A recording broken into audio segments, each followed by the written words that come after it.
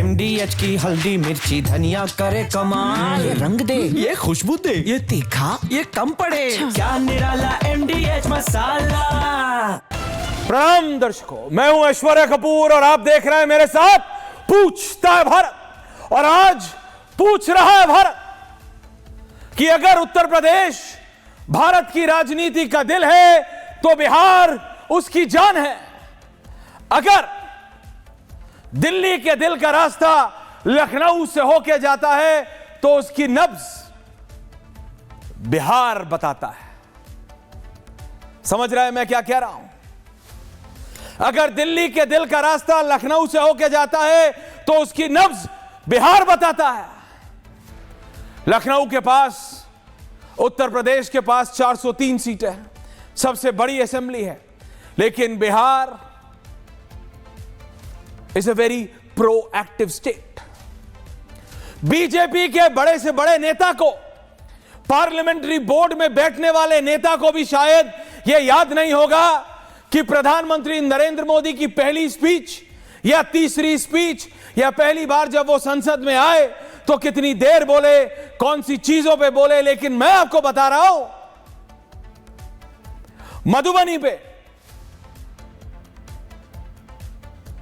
मधुबनी में चले जाइए, आरा में चले जाइए, अररिया में चले जाइए या रूड़ी जी के छपरा में चले जाइए, किसी भी समोसे की दुकान, लिट्टी चोखे की दुकान, चाय वाले पे बता दीजिए, ही विल टेल यू, वो आपको बता देगा प्रधानमंत्री मोदी की 20 बड़ी बातें और 10 कमियां। मैं बता रहा हूं आपको, दैट्स द रियलिटी। ये बिहार की असलियत है।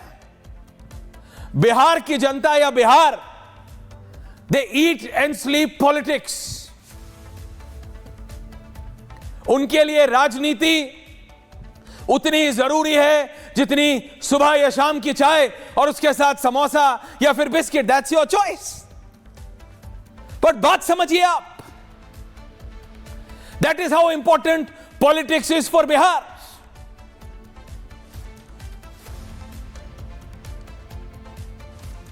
ऐसे ही नहीं है कि भारतीय जनता पार्टी के ऊपर यह आरोप लग रहा है कि साम दाम दंड भेद सब लगा दिए हैं। क्योंकि जैसे मैंने बताया, ठीक है, दिल्ली के दिल का रास्ता 27 के लखनऊ से होकर निकलेगा, लेकिन बीमारी पता करने के लिए डॉक्टर भी पहले नब्ज पकड़ता है, नब्ज। और बिहार वो नब्ज है जो बीजेपी और कांग्रेस दोनों पकड़ना चाहते हैं कि आर वी राइट और आर वी रॉन्ग, हम सही रास्ते पे हैं या गलत। बीजेपी भी और कांग्रेस भी, बिहार वो नब्ज है जो बताएगी कि आखिरकार 27 में क्या स्ट्रैटेजी होनी चाहिए बीजेपी की यूपी में, दूसरे प्रदेशों में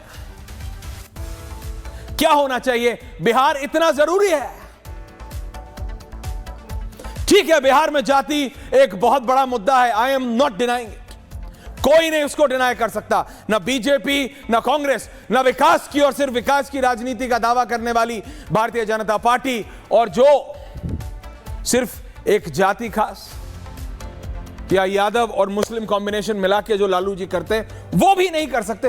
वो तो करते ही हैं उसकी, वो क्या मना करेंगे। सुशासन बाबू नीतीश कुमार, अगर वो सुशासन बाबू अब अभी भी उनको बोल सकते हैं, क्योंकि आई डोंट फील कि अब आप उनको वो बोल सकते हैं।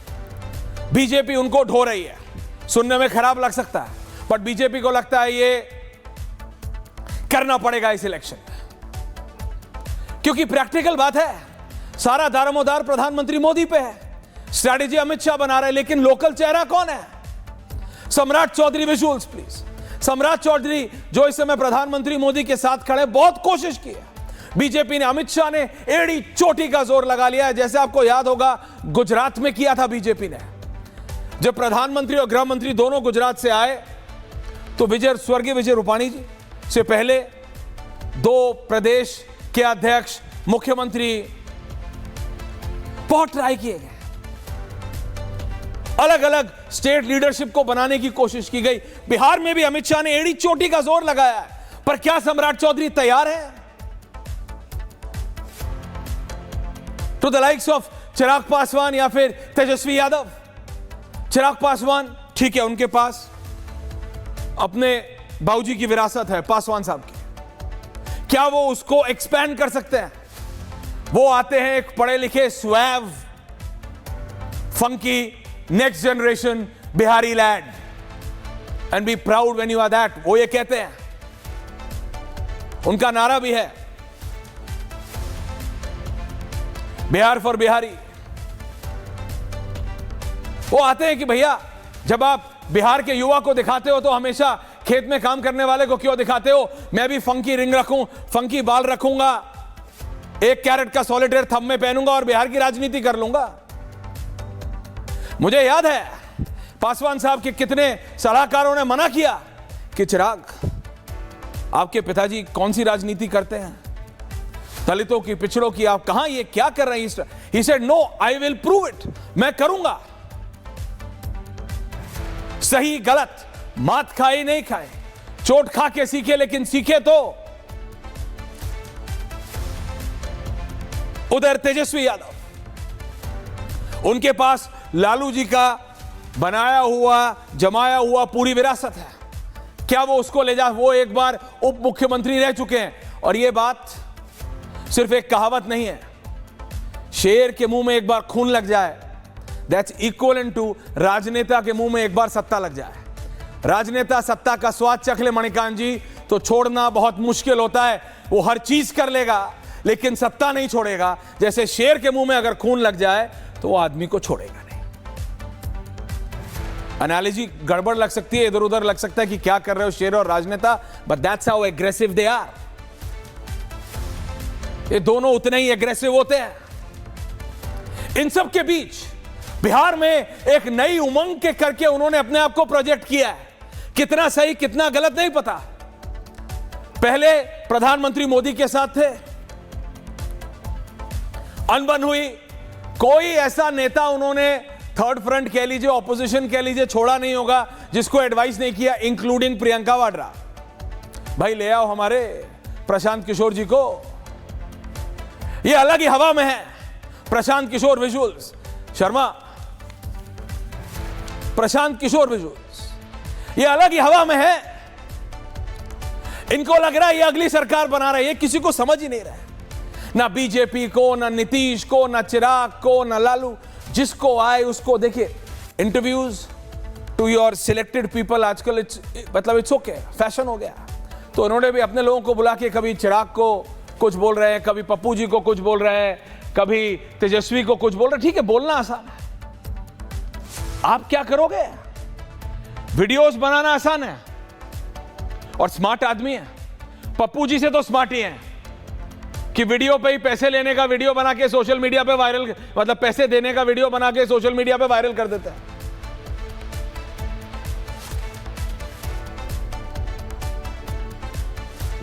प्रशांत किशोर कह रहे हैं मैं एक अलग तरीके की राजनीति लेके आ रहा हूं। और जैसे मैंने कहा, पहला सेंटेंस मत भूलिएगा, बिहार ईट्स एंड स्लीप्स पॉलिटिक्स। राजनीति उनके लिए समोसे और चाय की तरह है, they need it twice a day. बहुत बड़ी बात नहीं है, 3 बार भी दे दीजिए, दे वांट इट। ऐसे में क्या प्रशांत किशोर डेंट कर सकते हैं, या प्रशांत किशोर क्या जो बीजेपी और जेडीयू का नुकसान होने वाला है उसकी भरपाई कर सकते हैं? क्योंकि यह भी कहा जा रहा है कि प्रशांत किशोर वो थर्ड व्हील होंगे, चाहे वो मान नहीं रहे, क्योंकि अगर मान लेंगे तो फिर वो भी बीजेपी और जेडीयू में ही शामिल हो जाएंगे। लेकिन यह बात स्प्रेड करनी शुरू कर दी है सतीश के सिंह जी, तेजस्वी यादव ने और राहुल गांधी ने कि भैया देखो प्रशांत किशोर कुछ नहीं है, थर्ड व्हील है बीजेपी जेडीयू के। यानी बीजेपी जेडीयू को अगर 10, 15, 20 सीटें कम पड़ी तो उसमें से अगर कुछ नंबर भर सकते हैं तो वो है प्रशांत किशोर। अगर ऐसा होता है तो प्रशांत किशोर विल वांट, उनको एक बड़ा टुकड़ा चाहिए होगा शक्ति का, ताकत का। क्योंकि देखिए जितना भी ये व्यक्ति टिप्पणी दे दे, ये तो है बैकरूम बॉय है।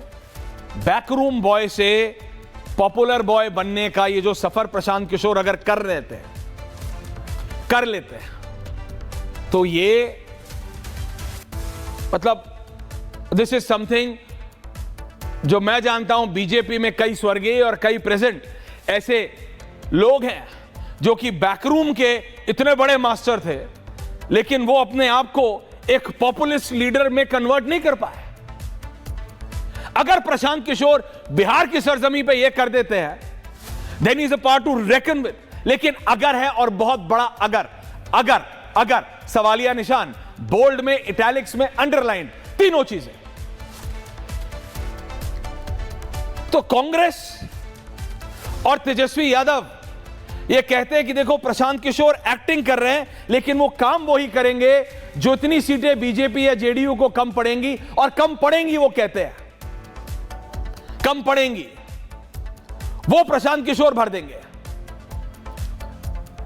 क्या तेजस्वी यादव और राहुल गांधी मिलके anti incumbency, Nitish and BJP, Congress और जातीय समीकरण आरजेडी, ये दो समीकरण मिलके क्या बिहार में बीजेपी और जेडीयू को पछाड़ सकते हैं? बात टक्कर की नहीं है, पछाड़ सकते हैं। क्योंकि जैसे मैंने कहा सुधांशु जी, चाहे दिल्ली के दिल का रास्ता लखनऊ से होके जाता है, लेकिन नब्ज पटना बताता है। बिहार वो नब्ज है जो बताएगा कि अगली इलेक्शन से पहले या अगला जनरल इलेक्शन छोड़िए, 27 से पहले क्या करना है बीजेपी को।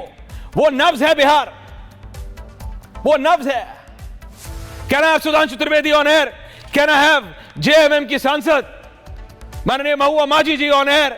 आम आदमी पार्टी के पूर्व विधायक हैं, राष्ट्रीय प्रवक्ता है Kuldeep Kumar ji on air, RJD के प्रोफेसर अनवर पाशा हैं ऑन एयर, वरिष्ठ पत्रकार सतीश के सिंह हैं, मणिकांत ठाकुर हैं, पटना से जुड़ रहे हैं। Can I have everyone on air? Sudhanshu ji का फ्रेम ठीक कराइए। क्या सुधांशु जी का आपने जूम इन कर दिया? सुधांशु जी, मेरे कैमरा पर्सन को आपकी आंख का रंग बहुत पसंद आ गया, उसने सही टाइम पे ऐसा जूम इन किया कि बाकी दुनिया एक तरफ और आपकी आंख एक तरफ, पूरा जूम्ड है। लेकिन सुधांशु जी, ये आंख अभी आपकी बिहार की राजनीति पे होनी चाहिए, क्योंकि बिहार की राजनीति ये है, वो नब्ज है जो बताएगी आपको कि आपको 27 में क्या करना है। प्रशांत किशोर बोले कुछ भी, राहुल गांधी और तेजस्वी यादव कह रहे हैं कि प्रशांत किशोर आपके पास आएंगे। वो कह रहे हैं कि आप जितना भी मना कर लें, आपको सीटें कम पड़ेंगी, वैसे ही कम पड़ेंगी जैसे आप जितना भी मना कर लें कि Nitish Kumar is all okay, he is not. Sudhanshu Trivedi, opening comments please.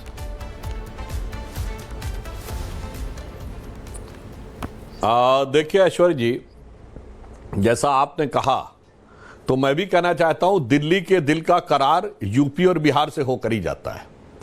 Bihar की जनता राजनीतिक दृष्टि से बहुत प्रबुद्ध और विवेकशील है। जो लोग ये कह रहे हैं कि ये इसके साथ जाएंगे उसके साथ जाएंगे, पहले ये तो तय कर ले दोनों एक दूसरे के साथ आएंगे कि नहीं। इतने दिन से यात्रा चल रही है, बेचारे तेजस्वी जी राहुल जी को पीएम तक घोषित कर दिए, मगर राहुल जी के मुंह से तेजस्वी सीएम नहीं निकल पा रहा है।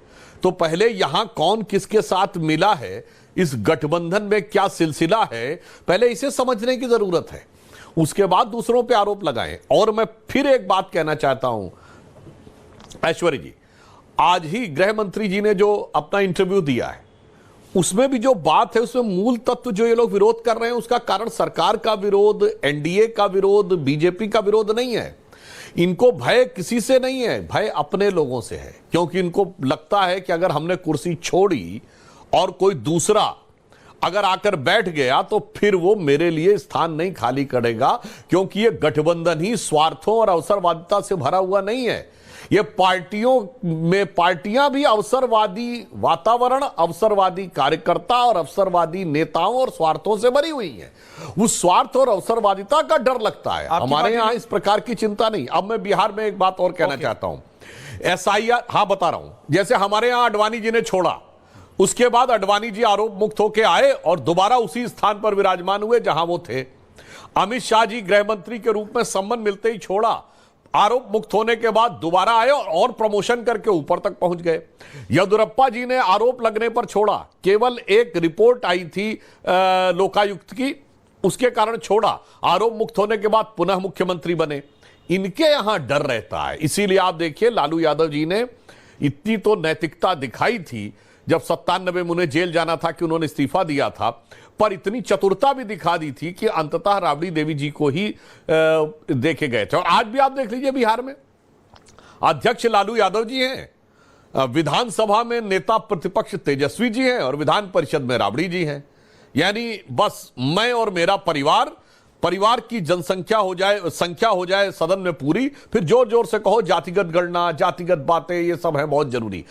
अब बिहार में मैं एक बात अंत में कहना चाहता हूं, ये वोटर लिस्ट को लेकर जो मुद्दा बना रहा है विपक्ष, इससे एक बात तो ऐश्वर्य जी बिल्कुल साफ हो गई कि एनडीए की सरकार, नीतीश कुमार जी की सरकार के ऊपर अथवा नरेंद्र मोदी जी की केंद्र सरकार के ऊपर किसी भी मुद्दे के ऊपर तथ्यात्मक आरोप लगाने की कोई भी संभावना विपक्ष को नहीं दिख रही है। यह इससे स्पष्ट हो गया। इसलिए एसआईआर और वोटर लिस्ट और इस प्रकार के मुद्दे उठाए जा रहे। इसका मतलब सुशासन, भ्रष्टाचार, आर्थिक प्रगति, विकास, इस तरह के मुद्दे के ऊपर इनका स्कोप ही खत्म हो गया है सरकार पे आरोप लगाने का। कम से कम इतनी बॉटम लाइन तो कोई भी प्रबुद्ध व्यक्ति ड्रॉ कर सकता है। और बिहार की जनता जो बहुत सूक्ष्म दृष्टि से हर राजनीतिक स्थिति को देखती है, वो इतना इसको बहुत सहज रूप में समझ सकती। ओके, महुआ माझी जी मैं आ रहा हूं, लेकिन प्रशांत किशोर पे सुधांशु जी, प्रशांत किशोर एक नया फैक्टर है। प्रशांत किशोर उस तरीके का फैक्टर है जो कुलदीप कुमार जी की पार्टी ने दिल्ली में कोशिश किया था कि ये भी गलत है, वो भी गलत है, आधे इधर जाओ आधे उधर जाओ, जब कोई बचा नहीं तो मेरे पीछे आ जाओ। प्रशांत किशोर कह रहे सब गलत है, मैं हूं वो अंधेरे को चीरती हुई रोशनी जो बिहार की राजनीति में ऐसा बदलाव लाएगी जो ना लालू जी लाए हैं, ना नरेंद्र मोदी जी और ना नीतीश कुमार।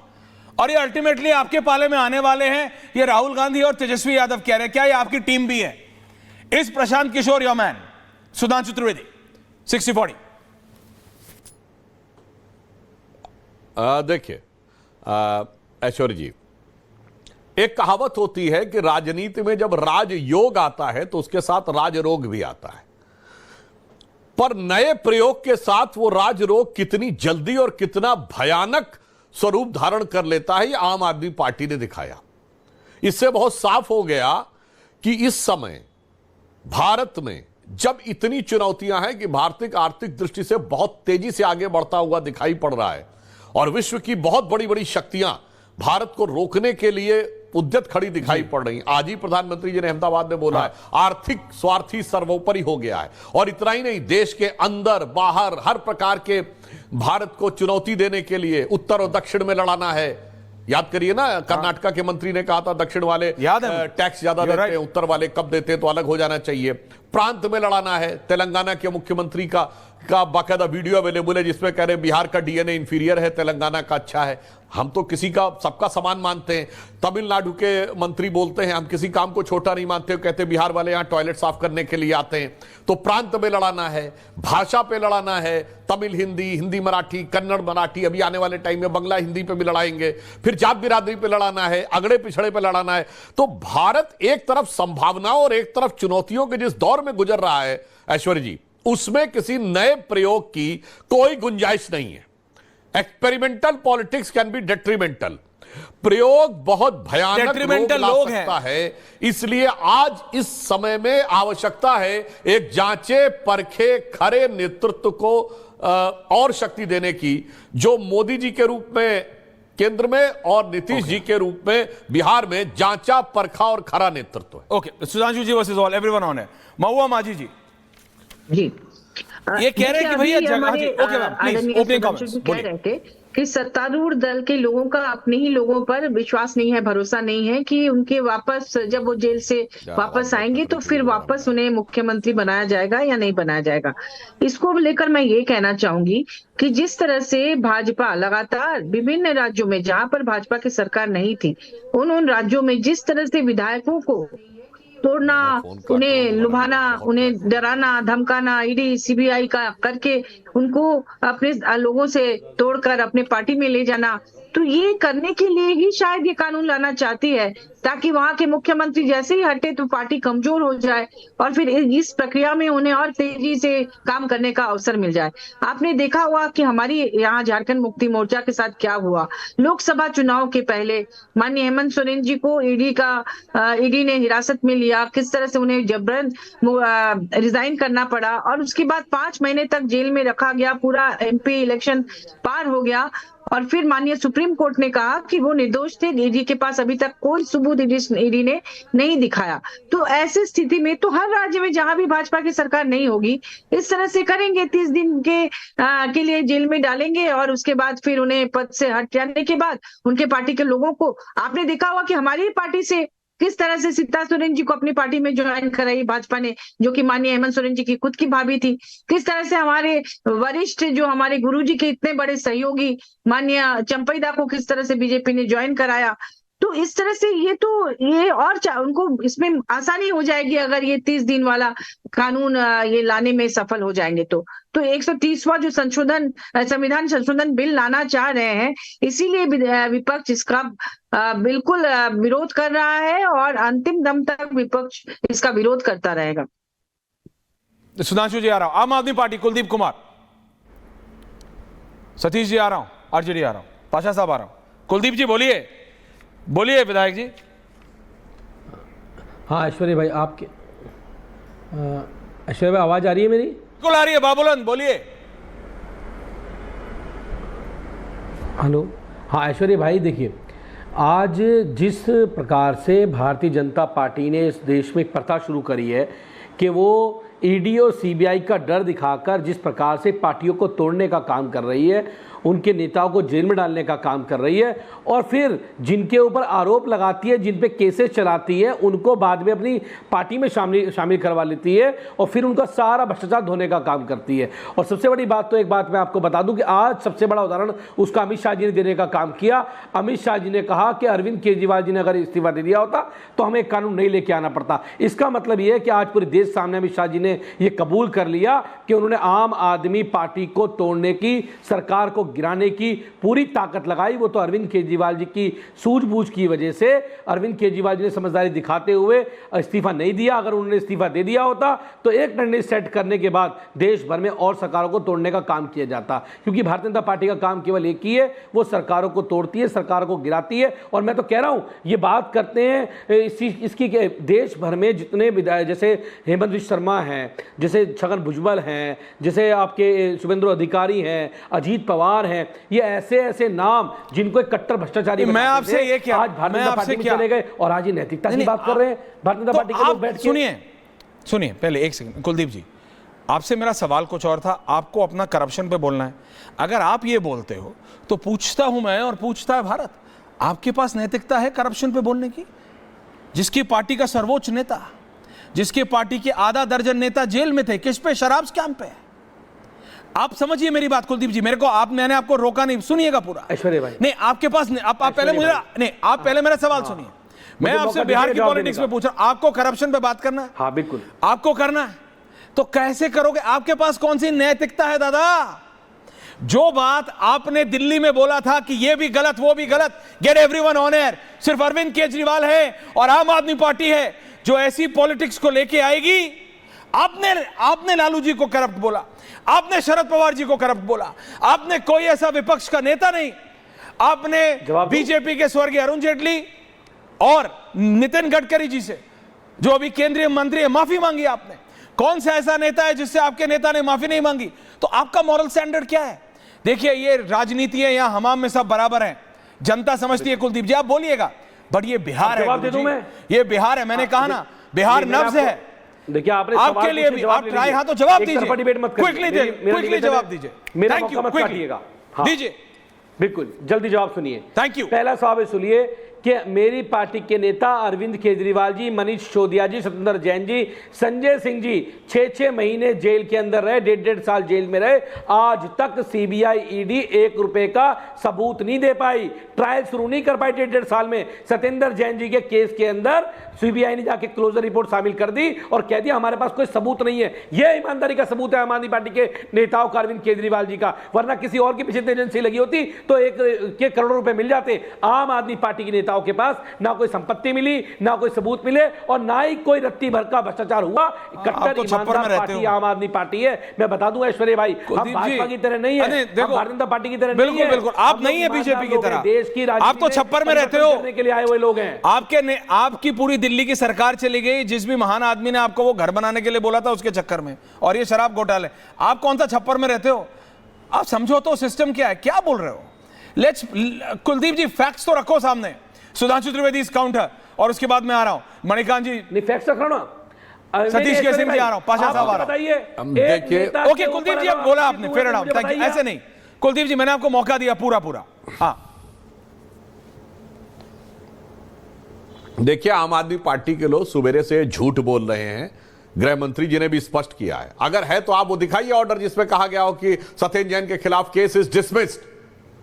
क्या ऐसा कोई है ऑर्डर जिसमें कहा गया केस इज डिसमिस्ड, केस निरस्त हो गया, खारिज हो गया? इसीलिए, और मुझे और अधिक आश्चर्य क्यों होता है ऐश्वर्य जी, ये वो पार्टी है जो कहती थी आरोप लगते ही इस्तीफा होना चाहिए। केजरीवाल जी का वीडियो याद करिए, आरोप लगते ही इस्तीफा, जांच तो बाद में होनी चाहिए। और तो और जिस नेता पे आरोप भी नहीं था, सोनिया गांधी जी पे उस समय तक कोई आरोप नहीं था, इनका वीडियो अवेलेबल है, बुलाओ सोनिया गांधी को और एक बार जेल में डालो, 2 दिन के अंदर पूछताछ करो, सबका सब निकल के आ जाएगा। मेरे भाई क्या हो गया? और मुझे तो ये समझ में नहीं था, आम आदमी पार्टी अपने अंदर भी अलग अलग रूल लागू करती है। उसी घोटाले के आरोप में मनीष सिसोदिया जेल गए तो उप मुख्यमंत्री थे, उनसे इस्तीफा ले लिया। और उसी घोटाले के आरोप में जब केजरीवाल जेल गए तो उन्होंने इस्तीफा नहीं दिया भाई। उप मुख्यमंत्री के लिए नियम कुछ और मुख्यमंत्री के लिए नियम कुछ और याद करिए ये पार्टी क्या कहती थी, right to reject, right to recall, यानी जैसे ही अगर आरोप लग जाए तो जनता ने कर लिया रिकॉल चाहिए, right to reject, right to recall मुझे चाहिए। जन लोकपाल, वो टोपी कहां गई मेरे भाई? और टोपी ऐसी पहनाई जनता को कि सरकार तो छोड़िए, पंजाब में आज नहीं है लोकपाल और दिल्ली में कहते हैं एसीबी इन्होंने ले ली। मगर मैं पूछना चाहता हूं मेरे भाई, आपकी पार्टी में एक लोकपाल आपने नियुक्त किया था, उनका नाम था एडमिरल रामदास, भारत की सेना के पूर्व एडमिरल थे। जैसे ही लगा कि वो कुछ इधर उधर कर सकते, फेंका दिए उनको। इसीलिए मैंने कहा कि आम आदमी पार्टी का उदाहरण यह स्पष्ट बताता है कि भारत में प्रयोग धर्मी राजनीति रेडियो धर्मी विकरण पैदा कर सकती है। Professor Pasha, no scope of experimental politics, it can be very detrimental. तो इसलिए आज की जो स्थिति है, हम सिर्फ एक सिंपल सी बात कहना चाहते हैं। 130वें संशोधन पे जहां हमारे प्रबुद्ध लोग बैठे, एक लाइन में सिर्फ बता देंगे। देखिए साहब, इसके बारे में संविधान में नहीं लिखा था, एक विधायक और सांसद जेल में रहेगा तो बगैर कोर्ट की जमानत के वो विधानसभा या लोकसभा की कार्रवाई में भाग नहीं ले सकता। आज 2 सांसद जेल में हैं, अमरपाल सिंह और इंजीनियर रशीद। और सरकारी अधिकारी 2 दिन से अधिक जेल में रहेगा तो वो बर्खास्त नहीं होगा, सस्पेंड हो जाएगा। तो भाई ये मंत्री और मुख्यमंत्री को छूट क्यों? क्योंकि कल्पना नहीं की होगी संविधान बनाने वालों ने कि जेल से रहकर सरकार चलेगी। अब वैसे ही मैं आगे कल्पना करता हूं, कौन सा भरोसा कल के दिन आतंकवाद के आरोप में जेल में बंद किसी आतंकवादी को ये लोग अपना नेता चुन ले, तो कल इंडी गठबंधन कह दे इंजीनियर रशीद मेरा नेता हो गया तो एक आतंकवाद का आरोपी जेल से सरकार चलाएगा। अब आप कहेंगे साहब ये काल्पनिक है, तो भाई साहब उस समय संविधान निर्माताओं को यह भी काल्पनिक लगा होगा, मगर मैं जो कह रहा हूं वो काल्पनिक नहीं है। केरल की विधानसभा 16 मार्च 2006 को एक आतंकवादी के पक्ष में सर्वसम्मत प्रस्ताव पारित कर चुकी है। 1998 कोयंबटूर हमलों के मुख्य आरोपी अब्दुल नसीर मदनी जो तमिलनाडु की जेल में था, उसके लिए केरल विधानसभा ने सर्वसम्मत प्रस्ताव पारित किया। 140 के 140 विधायकों ने, सारे कम्युनिस्ट, सारे कांग्रेस, अगेन मैं कह रहा हूं all Congress MLA, all communist MLAs have passed unanimous resolution कि मदनी को छोड़ दिया जाए जो आरोप आतंकवाद के आरोप में जेल में था। कौन सा भरोसा कल के दिन आप प्रस्ताव पारित करके उसको नेता मान ले? तो अच्छा ये बताइए, जेल में बंद मुख्यमंत्री, उसको तो यह भी अधिकार होता ना किसी से केस विड्रॉ कर ले, और वो कहते मैंने अपना केस अपने को विड्रॉ कर लिया, तब क्या होगा? इसीलिए मैं कह रहा हूं इनके मन में जो बातें हैं, फिर मैं कह रहा हूं, डर इनको सरकार से नहीं है, डर से ज्यादा अपनों से डर है, क्योंकि इन्हें पता है कि मुझे गैरों ने कब लूटा, मुझे तो दोस्तों से ज्यादा खतरा है। इनकी कश्ती वहां डूबेगी जहां पानी कम था। क्योंकि मैं अंदर लाइटर नोट कह दूं ऐश्वर्य जी, इनकी पार्टियों में कोई भरत नहीं होता जो खड़ाऊ रख के शासन करे। ये सब तो अलाउद्दीन खिलजी और औरंगजेब के आदर्श पे चलने वाले हैं। एक बार शाहजहां जेल में डाल दिया तो कहेंगे बेटा तू जेल ही में रहे, अब तेरी जरूरत नहीं है। मौका पाते ही गद्दी पे कब्जा, और जिसने कब्जा कर लिया उसने कहा राजनीतिक तरीके से दूसरे का सर तन से जुदा, प्रोफेसर पाशा दृष्टि से। प्रोफेसर पाशा, अब हो गया हमारा आरजेडी कब्जा, ये समस्या है। ओके सुधांशु जी, प्रोफेसर पाशा, सारी पार्टियां परिवारवाद में आ गई हैं। तो चलते हैं ना आरजेडी के पास, वो तो फ्लैग बेरर है। प्रोफेसर पाशा, अगर सिर्फ सुधांशु जी को ही आपने बुलाने के लिए ये डिबेट रखा है तो उन्हीं को बुलवाते रहते हैं, हम लोगों की जरूरत ही नहीं थी। आपने महुआ माझी जी को नहीं सुना, आपने कुलदीप यादव को नहीं, आपने कुलदीप जी को नहीं सुना, कुलदीप कुमार जी है। ऐश्वर्या जी सहयोगी दलों के ऊपर भरोसा नहीं है। ऐश्वर्या जी, व्यूअर्स भी आपके देख रहे हैं कि आपका क्या रोल है, क्या कर रहे हैं आप। हम लोगों को बिठा रखा है यहाँ पे प्रवचन सुनने के लिए, हम प्रवचन सुनने के लिए नहीं आए हैं। नहीं, व्यूअर्स देख रहे हैं सुना रहे हैं दलों का आपस में। एक सेकंड सुधांशु जी, बोलिए प्रवचन कौन सुना रहा है? नैतिकता पर, नैतिकता पर प्रवचन देने का कोई इनको मोरल अधिकार है? छलनी जो है वो प्रवचन देने जा रही है सूप को, जिसमें लाखों छेद खुद हैं। नैतिकता पर बात करने का कोई नैतिक अधिकार है भाजपा को? नैतिकता का जो हनन हुआ है पिछले 11 वर्षों में, नैतिकता का जितना हनन हुआ है, निचली सतह पर जिस तरह नैतिकता पहुंच गई है, पूरे 70 वर्षों के कार्यकाल में अभी ऐसा नहीं पहुंचा था आजादी के बाद से अब तक। राजनीतिक अनैतिकता, राजनीतिक अनैतिकता अपने सबसे चरम पर है इस समय, और ये देन है भारतीय जनता पार्टी की, हमारे मोदी जी की, हमारे अमित शाह जी की।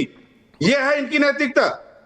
ये पूरे देश में जिस तरह से एक तांडव करना चाहते हैं तानाशाही का, उसमें रुकावट है। क्षेत्रीय पार्टियां जब तक रहेंगी, ये पूरे देश पर तानाशाही नहीं थोप पाएंगे। ये इनका दर्द है, और इसी दर्द के कारण ये आया है ये संशोधन। ये इनका दर्द है। ये तानाशाही कायम करके तमाम चुनी हुई सरकारों को खत्म कर देना चाहते हैं, मिटा देना चाहते हैं। कभी नहीं सोचा होगा संविधान बनाने वालों ने कि संवैधानिक संस्थाओं का ये हाल होगा। ईडी का, सीबीआई का, इलेक्शन कमीशन का, टू सम एक्सटेंट जुडिशियरी का ये हाल कभी होगा, सोचा नहीं होता। वरना कोई दूसरे प्रावधान भी होते कि ईडी का सिलेक्शन है वो पीएम नहीं करेगा, वो इलेक्शन कमीशन का सिलेक्शन पीएम नहीं करेगा, सीबीआई के चीफ का सिलेक्शन पीएम नहीं करेगा। ये प्रावधान हमारे संविधान निर्माताओं ने रखा होता। अगर उनको पता होता कि आज इतनी अनैतिकता होगी राजनीतिक, जिसमें तमाम संस्थाओं को पंगु बना दिया जाएगा, भारतीय जनता पार्टी की पॉकेट संस्था बना दी जाएगी, तो हमारे संविधान निर्माताओं ने इसका भी प्रावधान रखा होता। आज ये चले हैं नैतिकता का पाठ देने के लिए। जनता के वोट को आप चोरी कर रहे हैं।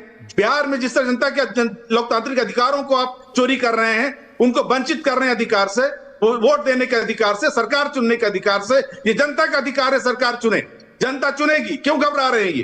क्यों एसआईआर लेके आए हैं? इनको मालूम है कि जनता इनको रिजेक्ट करने जा रही है, जनता इनको फेंकने जा रही सत्ता से बाहर। इसी डर से वो एसआईआर लेके आए हैं, और इसी डर से ये संशोधन लेके आए हैं। ये सच्चाई है, यही सच्चाई है। चाहे आप जितना प्रवचन दे लें, जनता जानती है कि आपकी नैतिकता क्या है। सारे जितने घोटालेबाज हैं वो आपकी सरकार में शामिल हो गए हैं, और वो सब धुल गए, सब बिल्कुल एकदम क्लीन होके आ गए, आपके वॉशिंग मशीन से धुल के आ गए। ये है आपकी नैतिकता।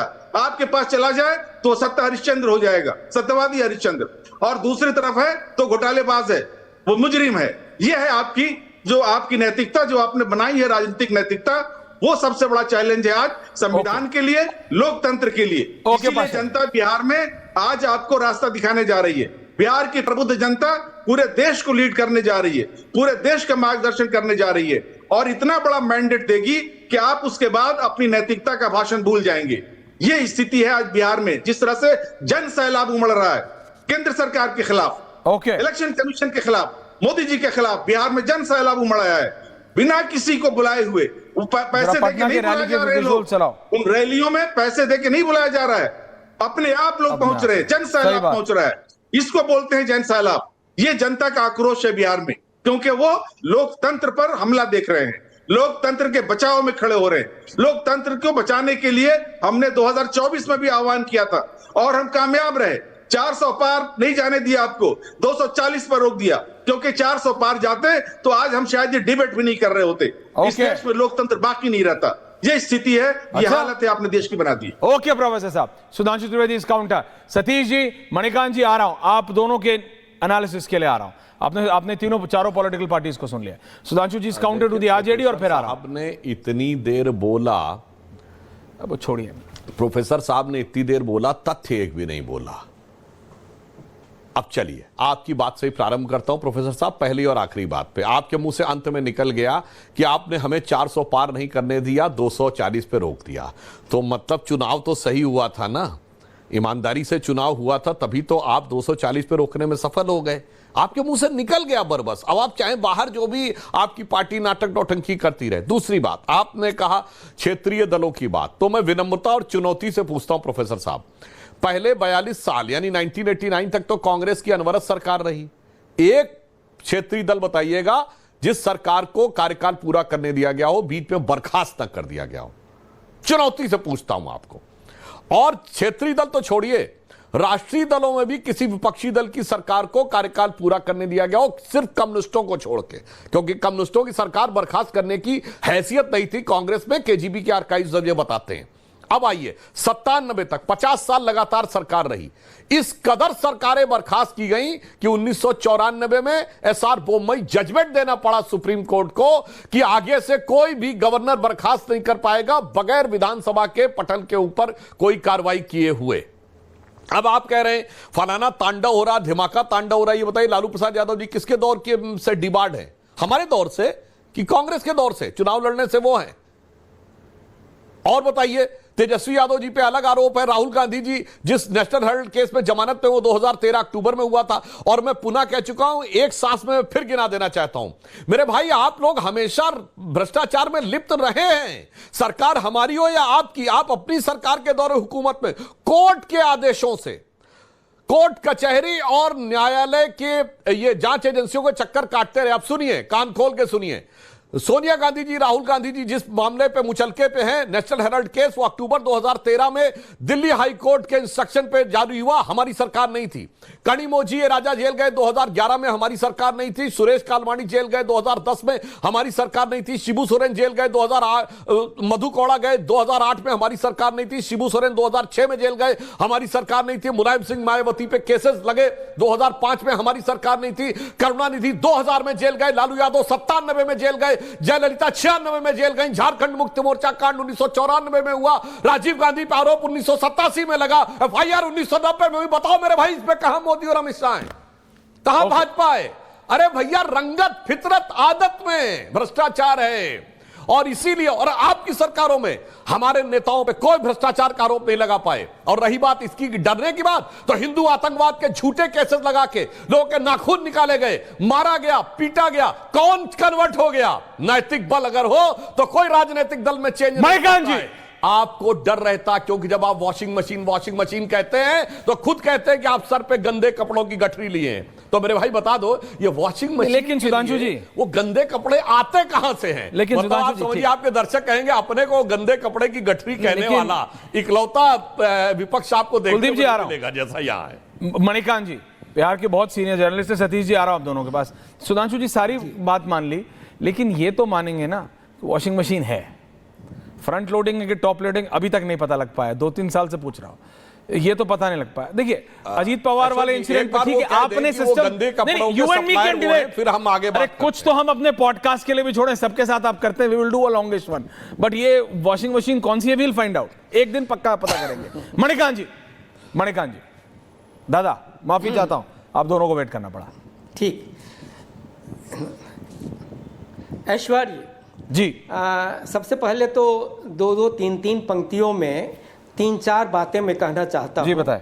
और पहली बात इससे शुरू करना चाहता हूं कि ये जो 130वां संशोधन आया हुआ है और उसके तहत जो कानून बनना है, इस सिलसिले में एक बड़ी बात यह है कि पूरे देश का जो राजनीतिक जमात है उससे लोगों का भरोसा कम हुआ है, कहीं कहीं तो ख़त्म हो रहा है। ऐसी स्थिति में अगर ये कानून आ जाए, जबकि ये लगे कि किसी भी ऐसे ओहदे पर, सरकारी ओहदे पर बैठा हुआ व्यक्ति वो जब तक नीचे की अदालत से लेकर ऊपर की अदालत तक अगर बरी नहीं होता है तो वो बना रहेगा सत्ता में, तो ये इसको तोड़ना भी एक कोई मामूली बात नहीं थी। और मुझे लगता है कि ये जो काम है, और ये अगर सचमुच में ये सेलेक्ट कमेटी के बाद भी अगर यह कानून बन जाता है तो हम कह सकते हैं कि ये एक चमत्कार की तरह ही लगेगा,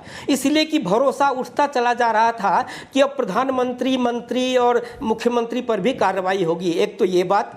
दूसरी बात यह है कि इसमें अब लोगों को लग रहा है कि सचमुच में अगर गंभीरता केंद्र सरकार को है इस बाबत, तो जैसे वो कबीर दास ने कहा है ना कि कबीरा खड़ा बाजार में लिए लुकाठी हाथ, जो घर जा रो आपनो चलो हमारे साथ। तो इनके भी दल में, बीजेपी में भी कई लोग इस तरह से भयभीत हुए होंगे कि अगर यह कानून सचमुच में कारगर हुआ तो उनकी भी दुस्थिति होने वाली है। एक तो ये बात। दूसरी बात, आपने बिहार के संदर्भ में जो बात की, तो 3 व्यक्तियों के बारे में और मुख्य रूप से 2 व्यक्तियों के बारे में मैं यहाँ चर्चा करना चाहूँगा बहुत ही संक्षेप में। पहला है चिराग पासवान।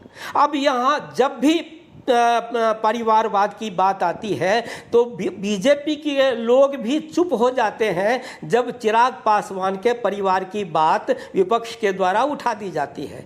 अब उनका भी उनको हम लोग देखते आ रहे हैं कि किस तरह परिवारवाद से ग्रस्त वो रहा है उनका परिवार और रामविलास जी की जो पार्टी रही है। और दूसरी बात है कि ये जो उनका चिराग है रामविलास जी का, ये इस तरह से जैसे 5 सितारा राजनीतिज्ञ हो, 5 सितारा व्यक्ति युवा हो, जो ये हमेशा ऐसी सुविधाओं के बीच में ही राजनीति करना चाहता है जिसमें ज़मीनी और बुनियादी जो समस्याएं हैं उसमें ये जाके और वहाँ पसीना बहाना इनके बूते की बात नहीं है। तो ये इनको अगर साथ रख के, यही फ़ायदा है बीजेपी को कि इनको जो अभी वोट का जो प्रतिशत है 4-5% दलित वोट का, वो उसका फ़ायदा मिल जाएगा। लेकिन छवि जो है वो जिस तरह से जो तेवर दिखा रहे हैं चिराग पासवान, वो कहीं से भी नहीं लगता कि ये ज़मीन का नेता, बिहार का नेता और बिहारी फर्स्ट की जो बात कह रहा है वो सचमुच में ये कारगर कर पाएगा।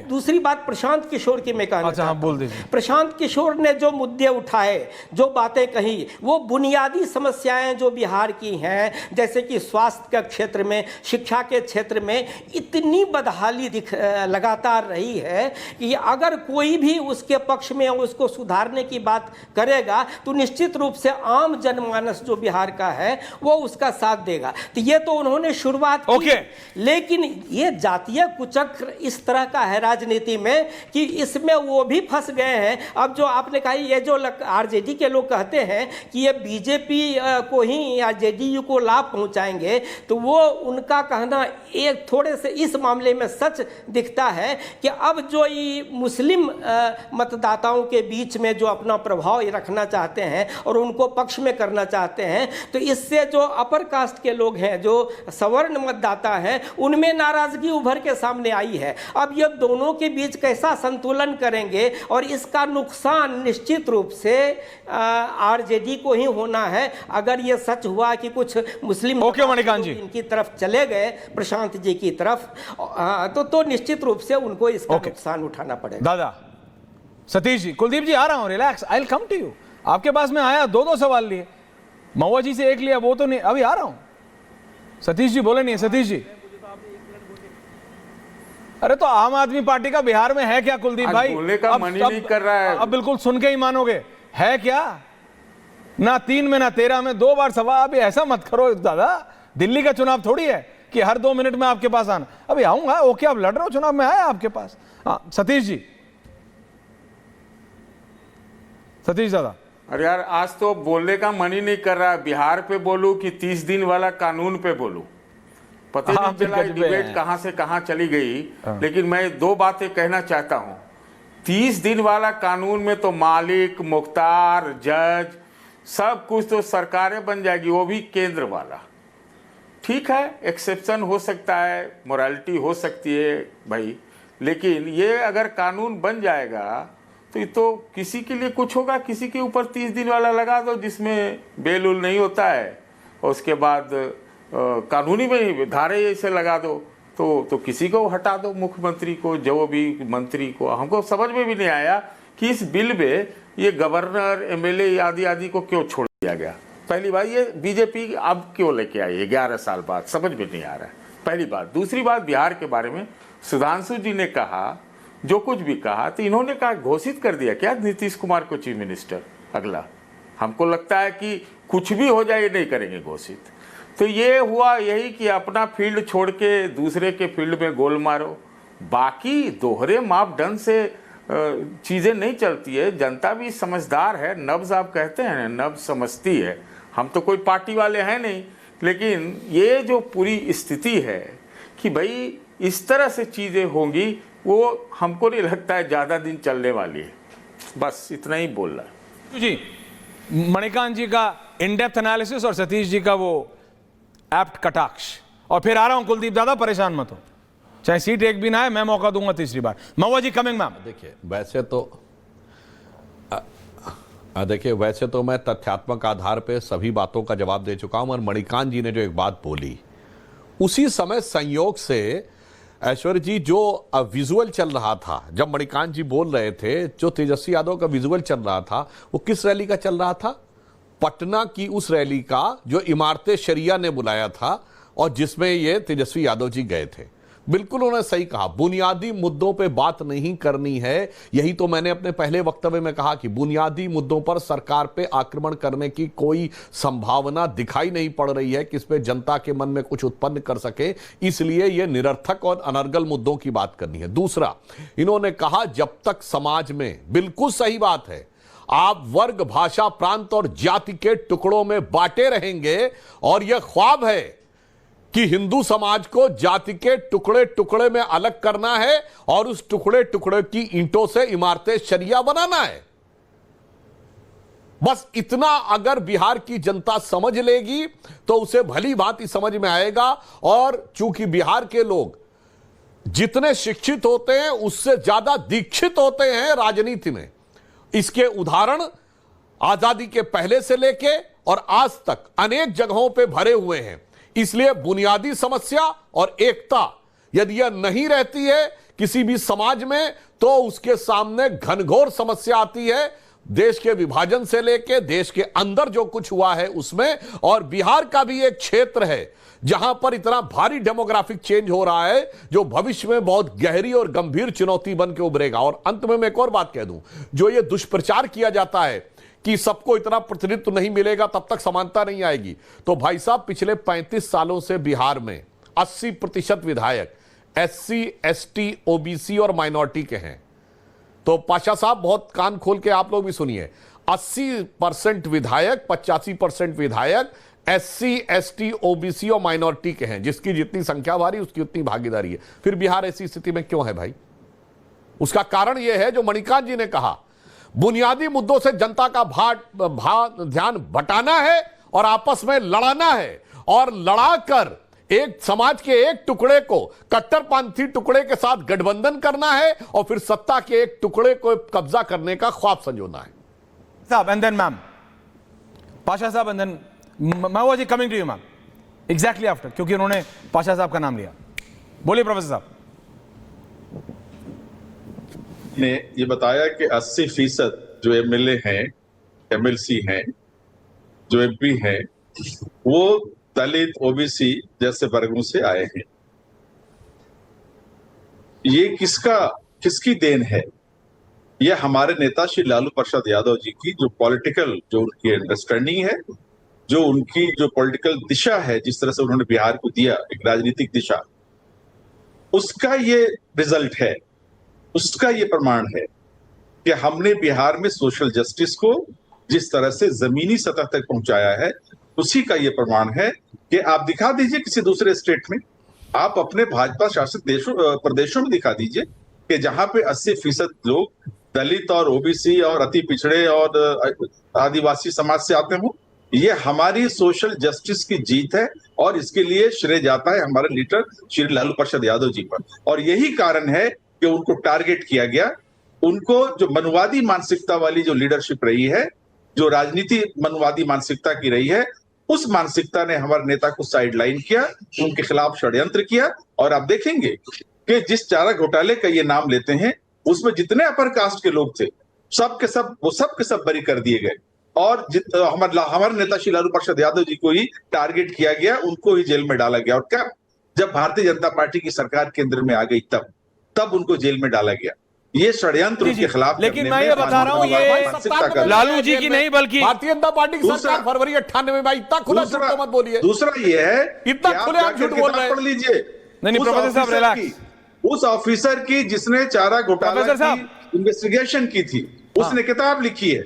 उस किताब में उसने जिक्र किया है कि लालू प्रसाद यादव जी को इसलिए टारगेट किया गया कि वो एक वंचित समाज से आते हैं, पिछड़ों की आवाज, किसने किया? दलितों की आवाज उन्होंने उठाई थी। किसने किया? कारण अगर वो कहते हैं तो किसने किया, ये तो पूछ रहे हैं। एक बात और एक सेंटेंस नहीं अभी हो गया। बिहार की जनता इतनी प्रबुद्ध है कि बिहार की जनता ने तमाम बिल्कुल है के बावजूद भारतीय जनता पार्टी को यह अवसर नहीं दिया है। बट राम मनोहर लोहिया जी, कर्पूरी ठाकुर जी को मिसकोट मत करिए लालू जी का नाम लेकर। और हम बिहार की जनता की प्रभुता को सलाम करते हैं। आप बहुत अच्छी बात है, इसीलिए कह रहा हूं, नहीं करने दी, इसीलिए कह रहा हूं, कुर्सी संभाल के बैठिए। सुधांशु जी आ रहा हूं। महुआ माजी जी एंडिंग कमेंट्स, फेर आउट। महुआ माजी जी, एमपी जी मैम कुलदीप जी आ रहा हूं। मैं बोल सकती हूँ? Yes ma'am please. देखिए अभी माननीय सुधांशु जी ये विपक्ष पर देश को बांटने की बात कर रहे थे, आरोप लगा रहे कर तो रहे थे। लेकिन धर्म की राजनीति कौन करता है, ये सोचने की बात है। सभी लोग जानते हैं कि धर्म की राजनीति कौन करता है और संविधान का मजाक कौन उड़ाता है। जब संविधान ने सभी धर्मों को बराबरी का दर्जा दे रखा है, तो धर्म के नाम पर चुनाव के पहले बटोगे कटोगे का नारा लगाना और एक दूसरे पर आरोप लगाना, ऐसा माहौल बना देना कि फिर हिंदुस्तान पाकिस्तान, और पता नहीं क्यों इस तरह से संविधान का माहौल उड़ाया जा रहा है और धर्म के नाम पर देश को बांटने का आरोप हम ही लोगों पर लगाया जा रहा है। और ये मुझे लगता है कि जो केंद्र की सत्तारूढ़ पार्टी है वो कहीं ना कहीं लोकतंत्र को एक तंत्र में तब्दील करने का षड्यंत्र रच रही है। और इसीलिए तमाम विपक्षी पार्टियों को, खासतौर पर जो रीजनल पार्टियां हैं, जो लोकप्रिय नेता हैं, उनको मुख्यमंत्री पद से हटाने की तमाम साजिशें रची जा रही हैं। और इतने दिनों तक अलग अलग तरीके से वो साजिश की जा रही थी। जब उसमें कामयाबी नहीं मिली तब जाकर ये 130वां संविधान संशोधन बिल लाया जा रहा है। और मुझे लगता है ये भारत के संविधान का उल्लंघन है। दोषी साबित होने के पहले ही आप किसी निर्दोष को कैसे उनको अपने पद से हटा सकते हैं? ये बहुत बड़ा मुद्दा है और इसको विपक्ष यूं ही नहीं जाने देगा। ये लड़ाई जारी रहेगी। उसे जेपीसी में भेजा जरूर जा रहा है। Okay ma'am. लेकिन जेपीसी में भी तो सत्ता पक्ष के ही सांसद ज्यादा है। Okay ma'am. Kuldeep Kumar 30 seconds. Kuldeep ji 30 seconds Kuldeep ji 30 seconds ending. Comment of Sudhanshu Trivedi is ending. Aishwarya भाई बोलिए कुलदीप जी। अभी सुधांशु जी ने 2014 से पहले के सारे नाम गिना दिए, कौन 50 तो आप बात के गिना दो, कौन जेल गया कौन बचा। मैंने तो पूछा कि केवल आप ये बताइए कि हसन मुशर्रफ, अशोक चव्हाण, शुभेंदु अधिकारी, हेमंत बिश्व शर्मा ये कौन सी पार्टी में थे, इन पे क्या क्या केसेस थे और आज ये कौन सी पार्टी में शामिल हो गए और ये कौन सा वॉशिंग। अरे मैं डिबेट मैंने कहा ना वॉशिंग मशीन पे डिबेट करूंगा। Do not Daryl my debate. और मैं तो अरे मैं अरविंद केजरीवाल पे भी करूंगा, सब पे करूंगा। वो वॉशिंग मशीन का मेक में पता करके रहूंगा। लेकिन अभी डिबेट ऑन बिहार। कुलदीप कुमार जी मुझे पता आम आदमी पार्टी सिर्फ कहने के लिए लड़ रही है, but don't derail my debate please on Bihar. Sudhanshu Trivedi ji please अभी डिरेल नहीं, वो अपने हम पॉडकास्ट में कर लेंगे कि कौन सी मशीन है, टॉप लोडर है कि फ्रंट लोडर। हाँ thank you. On Bihar Sudhanshu. देखिए ऐश्वर्य जी आज आपकी डिबेट बहुत ऐतिहासिक रही, बहुत अच्छी बात, क्योंकि प्रोफेसर अनवर पाशा ने जो बाद में बोला है वो कैसे दिल की आरजू हकीकत जुबान पे आ जाती है। उन्होंने कहा लालू प्रसाद यादव जी को उस समय मनुवादी शक्तियों ने जेल में डाला। लालू यादव 1997 में जेल गए जब उन्हीं की पार्टी की सरकार थी। तब देवेगौड़ा जी और गुजरात जी थे वहां पर। और जब लालू यादव जी सत्ता में आए थे 90 में तो क्या कहते थे पाशा जी, बड़ा फेमस डायलॉग था, हम लोग बच्चे थे सुनते थे, "ए, भूरा बाल निकाल रहा हूं, अरे बहुत दिन तक फलाना खा लिया हलवा, अब आ गया है ललुआ, अब हम लोग खाएंगे हलवा, फलनवा खाएगा बलुआ।" तो ये हलवा कौन खा रहा था 1990 से पहले, जरा ये तो बता दीजिए। ओके। कांग्रेस ही खा रही थी ना। लालू यादव जी ने 97 में सीधा आरोप लगाया था कि कांग्रेस ने उनको जेल में डाला। और आज मैं आपसे चुनौती से कहता हूं, आपने जो वाक्य बोला है कि लालू यादव जी की वजह से परिवर्तन आया है, राहुल गांधी से कहलवा दीजिए। राहुल गांधी जी 2024 के चुनावों में घूम घूम के बोलते थे, देखो भैया मैंने कह दिया कि कास्ट सेंसस तो कराना पड़ेगा बिहार में, मेरी वजह से हुई। राहुल गांधी तो कह रहे अब तो मैं ला रहा हूं परिवर्तन। तो मेरे भाई, आप लोगों के अंदर ये कौन सा परिवर्तन चल रहा है? मगर आज के आपके मुंह से निकले बयान ने हकीकत बता दी कि दिखाने को ऊपर से चाहे जितने जुड़े हुए हों, अंदर से तारों में बहुत ज्यादा चिंगारी है, अंदर से बहुत खटास है। इसीलिए मैं एक लाइन में कह देना चाहता हूं, इस गठबंधन का तो कोई सिला ही नहीं, कौन किससे मिला है ये पता ही नहीं, और लाख चेहरे बदल के आ जाते हैं ये, मगर आईना कमबख्त झूठ बोलता ही नहीं। मैं लेकिन सच बोलूंगा सुधांशु जी, उस समय हलवा किसने खाया पता नहीं, इस बार खिलाओगे तो सूजी का खिलाना, आटे का नहीं। बहुत बहुत धन्यवाद आप सबका। लेकिन ये मैं आई एम नॉट डिनाइंग कि बिहार नब्ज है, बिहार बताएगा, बिहार बताएगा, बिहार बताएगा, बिहार नब्ज है, Bihar will tell whatever happens in Bihar. उसके बाद पैराडाइम शिफ्ट हो सकता है देश की राजनीति में या नहीं। बहुत बहुत धन्यवाद, थैंक यू वेरी मच। अब आया असली स्वाद, अब आया स्वाद। जब स्वाद के पड़े हो लाले तो MDH का चंकी चाट मसाला डालें। MDH का चंकी चाट मसाला। MDH